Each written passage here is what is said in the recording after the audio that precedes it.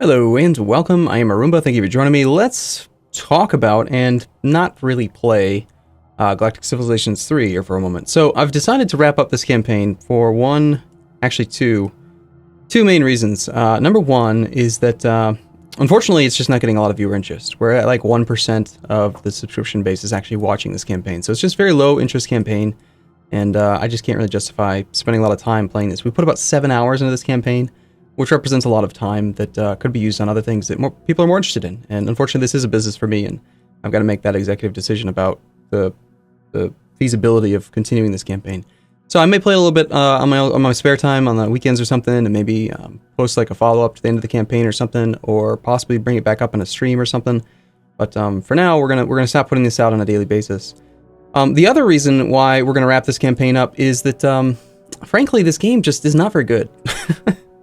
I really wish that it was. I really want to love this game because as a spiritual, well, not even spiritual, as an actual successor to Galactic 2, which I think is still, to this day, one of the best space-based 4X games, I had just such high expectations. And I was hoping that after coming back to this after like a year and 6 months or so, 18 months, that they would have patched it through some of the expansions and other things and just made the game better. But nothing's changed too much. I still feel like the interface is kind of clunky. I still feel like there aren't enough keyboard shortcuts. Amazingly, there's no keyboard shortcuts for these things. And you compare that to a game like Endless Space 2, where they just nail it, right? They got it, they have it right. You know, F1 through F7 should open these. I don't know why they don't. I think it does, if I remember correctly in Galactic 2. Like, where the hell did that functionality go? Beyond that, you've got a lack of tooltips, lack of interface, lack of explanation for where math comes from. You've got weird things like not being able to have production round over from your improvement of tiles. You can't even see, like if you click on a planet, you can't even see what the actual progress is. There's no way of knowing exactly what the hell. I mean, I'm at the C out of Zito Factory towards 100%. What percent is that? How much production is that? Like, yes, I can see it's 15 turns, but like, you can't actually see the math. And again, I've been playing a bunch of Civilization, and there's, again, another game that does it right, where you can actually see a breakdown of the tooltips, and you do have things like production rollover going from one thing to the next. And actually, come to think of it, I think production may actually roll over, but then again, you got that hidden tooltip, which makes it very hard to actually confirm. There's no functionality where you can like buy out the... No, that's not true. This game does allow you to buy out at a reduced price if you have some production, so that part I like, but I don't know. There's just a number of things about this game that I just don't feel are top-notch. So there's some issues with the game itself. Let's at least spend a moment talking about its strengths. Visually, the game is gorgeous, especially if you turn off the grid, which I agree I probably should have done a while ago. The game looks so much better without it on. I mean, you've got excellent cosmetic effects here.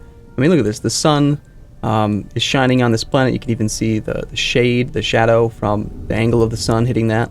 That's awesome. The game looks great. It's gorgeous. I also tend to play from a top-down perspective because, to me, it's more of a strategy game. But visually, the game can look very, very pretty, especially if you play at an angle and especially if you want to get into it. It lends itself very well towards roleplay. The races are very interactable. You can definitely really, really get into the campaign. And honestly, if you look at the workshop, if you go into the workshop, there aren't even really... I don't know how to access it from here, but if you go into the workshop, it's pretty much all customized ships, and that's where I think this game is really strong. It does have that. The fact that you can spend countless hours just tweaking the design mode of ships and making whatever you want. My issue with that, again, this is just for me, is that functionally, it does absolutely nothing for the gameplay. But visually, and as far as interaction and role-playing, it's amazing. So if that's your deal, if that's what you like, then this game gives you that. But for me, I care far more about functionality, far more about interface, far more about strategy, and I just don't care what the ships look like. Because at the end of the day, whether you make this thing look like the most badass ship ever created, or you just do what I would normally do, which is just ignore this whole design mode and just equip parts, just say, I need hull plating, I need this thing, I need guns, and just let it put them wherever the hell it wants. And then when you actually build this ship and you are here and you're playing on the strategic layer, look, the ships look like that. That's it. That's like light ship, that's medium class ship, like that's it. It doesn't matter what you designed. So for me, functionally, it doesn't make any difference. No, that's a scout ship. That's light. That's, yeah. And you've got the freighters and all that other stuff. So, anyway, I just wanted to put a little bit of closure onto this campaign, and just like let people know that we're going to be wrapping it up. I do like the fact that you can mine asteroids. I don't know if that was in when I first played it. It's a shame. It's a shame. I really want to like this game. I really want to be able to play this game and have interest behind, but I just can't justify it. So, all right. Well, I look forward to seeing you in the next episode or next video. Thanks for watching, everyone. I'll see you soon.